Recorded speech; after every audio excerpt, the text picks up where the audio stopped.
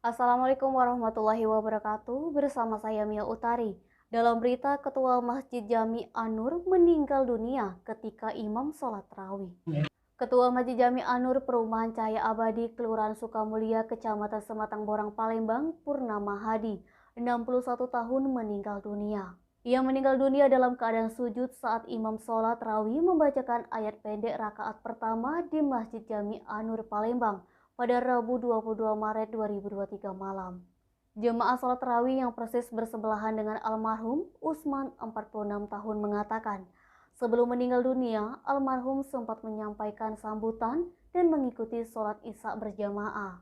Usman menceritakan bagaimana detik-detik Purnama meninggal pada rakaat pertama sholat tarawih ketika imam membacakan surat pendek.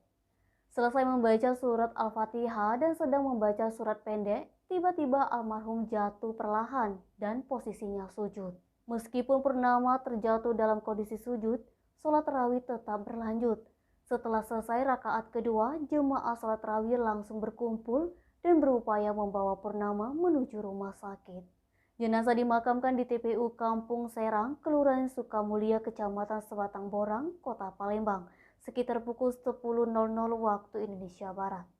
Sementara itu, Ketua RT RW 0901 Agustihan menambahkan, sosok Purnama adalah panutan bagi warga dan dikenal orang yang baik. Denny Sumek.co melaporkan. Jangan lupa like dan share video ini, subscribe YouTube Sumiko Official. Selalu terapkan protokol kesehatan, sehat bahagia selalu untuk kita semua.